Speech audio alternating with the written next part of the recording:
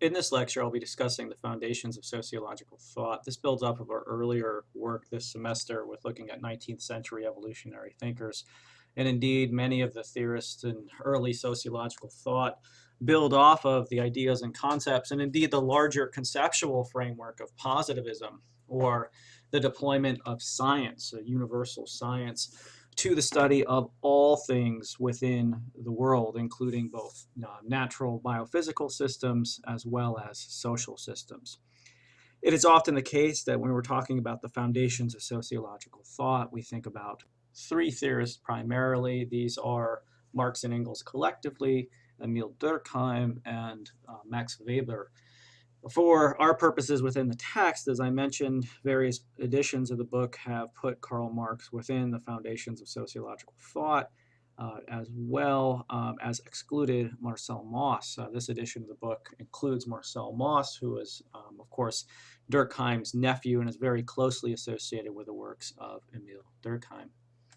So, as I mentioned, the overall approach within sociology was looking at society, at the time, was looking at society as if it were any other phenomenon, that it could be studied in a scientific manner, utilizing things such as statistics, social physics, as it's been referred to, as we discussed earlier this semester.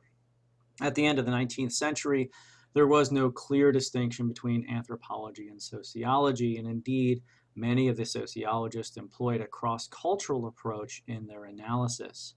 In this lecture, I'll be going through some key theorists of the time, not only in sociological thought, but those that helped to inform both sociological and anthropological thought, most notably Sigmund Freud, who is for the most part excluded in this section of your text. I'll also talk about Emile Durkheim, Marcel Mauss, and Max Weber. Sigmund Freud was an Austrian physician and neurologist. His overall project was an attempt to unite psychology and anthropology through what he viewed as an all-encompassing theory of psychoanalysis. With psychoanalysis, he placed an emphasis on the unconscious psychological processes as well as defense mechanisms of individuals. He noted that certain psychological processes and responses were innate and universal. The mind consisted of mental organs, the ego and the superego, that struggled for control over our behavior. So within the self, there is a struggle between these two different parts for how behavior will manifest itself, how beliefs will manifest themselves in the world and actual practice in society as a whole. Sigmund Freud proposed that all humans evolve through a universal series of psychosexual phases based in human biology. So in this sense, he's an evolutionary thinker as well. He is best known for his study and treatment of neuroses through psychoanalysis, and particularly in his work on dreams. In his book on dreams in 1900, he essentially casts aside critics who have noted historically the unimportance of looking at dreams, noting that dreams are in fact the royal road to unconsciousness. And in this book on dreams, he outlines his method for examining the symbolic importance of dreams as well as their unconscious meanings.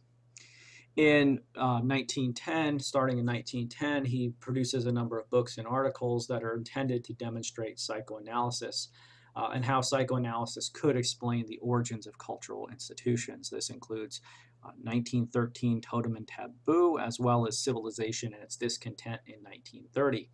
He believed he could analyze cultural institutions in a way that was analogous to his method of analyzing the neurotic symptoms of his patients. So he essentially scales up his approach to individual patients to looking at all of cultural institutions in society as a whole. His influence in anthropology is quite broad, which certainly makes his exclusion from this edition of the text somewhat puzzling for me. In particular, both positively and negatively, his influence within anthropology. Much of what the Boasians wrote, or what Marvin Harris later refers to as historical particularism, or what the text also refers to as the American anthropology of the earliest 20th century, was in fact a reaction to the anti-evolutionary, was a reaction essentially So Boas was writing from an anti-evolutionary framework in order to counter the evolutionary ideas that adults in primitive tribes were similar to children in civilized society. And of course, this not only comes from Sigmund Freud, but other theorists, other unilineal evolutionists that we've talked about over the course of the semester thus far. His influence amongst the Boasians, too, was divisive. He actually helped to lay a framework for later study by Margaret Mead as well as Ruth Benedict, key actors in the Culture and Personality School and former students or aligned with Franz Boas at one time. The ideas about the importance of early childhood, including things like weaning practices and toilet training, and how this influenced national character studies and the significance of sexual symbolism as a whole. He was also influential in symbolic and interpretive anthropology from the 1960s to the 1980s. We see this fluorescence of both symbolic and interpretive anthropology. They were attracted to the Freudian notion that many cultural ideas and symbols reflected unconscious impulses or deep-seated sexual tensions. Emile Durkheim, like many of the unilineal evolutionists, believed that sociology was a science, and that he also believed that it was a field distinct from other sciences, while at the same time arguing that you could use the same methodological approach, this notion of positivism, and that human societies essentially consisted of and followed laws. And through study of those laws, we could come to know how the inner workings of society and explain why things were the way they were.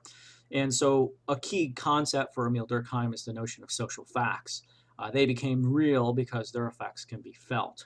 So this is somewhat of a circular tautological argument here.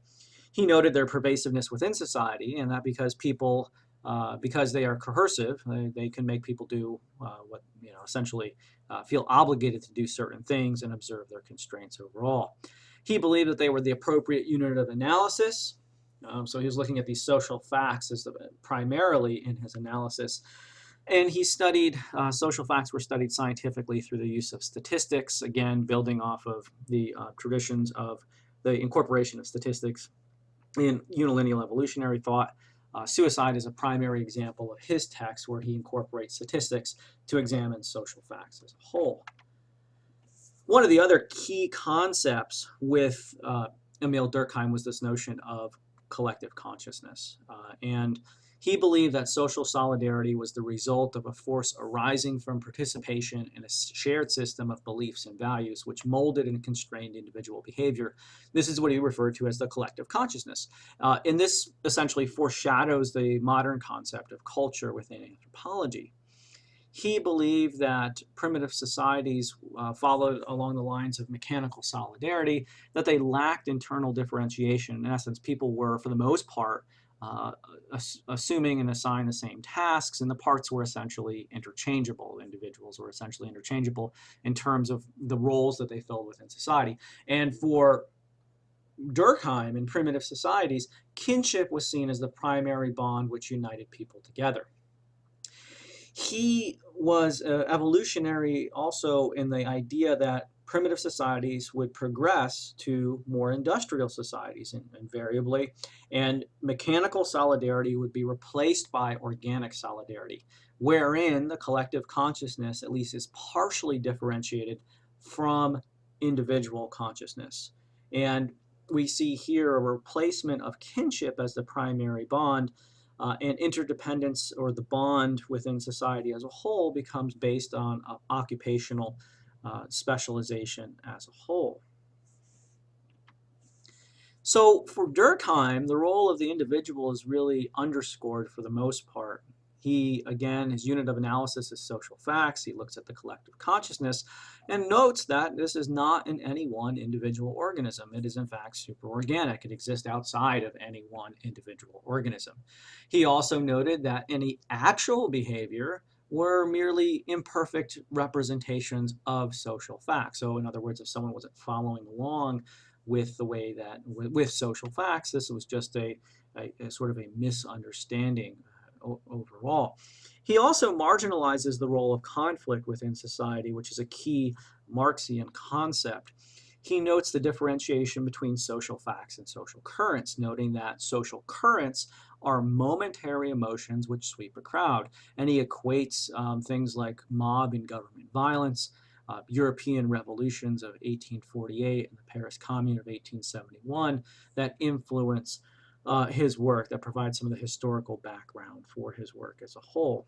And so again, this is fundamentally counter to Marxian notions as conflict and struggle in a Darwinian sense as well as driving forces in evolutionary progression of society. He is also noted for his work with enculturation, or what's later called enculturation in his discussion of the fashioning of children, to align their behaviors and expectations with social facts as a whole. His influence within anthropology is also broad. Immediately, the students of Durkheim form a school, but unfortunately, many of these individuals were killed during World War I. One of the exceptions to this was Marcel Mauss, who was again Durkheim's nephew. Durkheim also informs functionalism and structural functionalism in his analysis of social systems and beliefs in the context of promoting and maintaining social solidarity. In other words, all the parts come together and form a working, functioning whole. He's also important for anthropologists, sociologists working in ethnoscience and cognitive anthropology later on, looking at categories of social classification as a social construction in and of themselves. So things like cultural domain analysis, finding these different domains, eliciting domains, and then determining how they're shared within society and potential intercultural variation as well. We'll again talk more about all of these later in the semester. He was also influential for Claude Lévi-Strauss in his French structuralism with a dual classification or binaries. As mentioned before, Marcel Mauss he was dramatically influenced by Durkheim. He was Durkheim's nephew. He referred to Durkheim as our master. His interest aligned with Durkheim's in that they were both looking at patterns of social interaction, and they both fundamentally believed that social evolution was driven by the need to achieve social solidarity at greater levels of population density and complexity. This was counter to Darwinian models of competition and conflict. He was highly critical of his own society, and indeed in some parts of The Gift and other writings, he deploys romantic notions of the primitive as a whole. In The Gift in 1925, he notes that gift giving is not merely economic. Rather, it is part of the political and social obligations reflecting or expressing society's underlying social structure. For Mauss, the gift and gift giving in primitive societies, most notably the Kula exchanges as well as potlatches in the Northwest Coast, are total social phenomenon. This is illustrated, again, in the discussion of the potlatch. Following Durkheim, it's simple societies that rely on mechanical solidarity or kinship to bond individuals together, where social institutions are not necessarily separated from one another. He, again, differentiates this between industrial societies, where you do see a differentiation of social institutions and differentiation and role specialization that ends up holding society together through interdependence. A key concept that comes out of The Gift is the notion of prestations. This is a type of gift exchange between groups. These are obligatory and enacted under highly specific systems of reciprocity. He notes that these are total social phenomena and understands society as a whole through the study of these prestations. He, along with Durkheim, influenced Lévi-Strauss's French structural anthropology or French structuralism in terms of the binary oppositions, discussing things like this, such as the sacred as well as the profane. Max Weber, here you can see him in his Iron Cage. In An Economy and Society, Class, Status, and Party, he differentiates or insists that individual identity is not subsumed by class identity, that status and party may and frequently do cross class memberships, and that class is an abstract concept. It's an abstraction and therefore cannot perform any action. So he differentiates between abstraction and action, noting that class is in fact an abstraction and by in and of itself cannot produce any action. And so he refutes some of the claims of Marx and Engels for class and uniting individuals as a whole. And indeed, Marx and Engels in the Communist Manifesto also note vast separations in terms of labor movements that are occurring in their call of the workers of the world to unite. They indeed note some of the differentiations which are occurring within these worker movements worldwide. He, like many of the others, has an evolutionary perspective. He believes that social evolution is a generalized process towards increasing rationalization and bureaucratization. that necessarily entail the destruction of individual liberties, but that could be countered through charismatic acts. And charisma acts in opposition to this force, where the individual is able to break the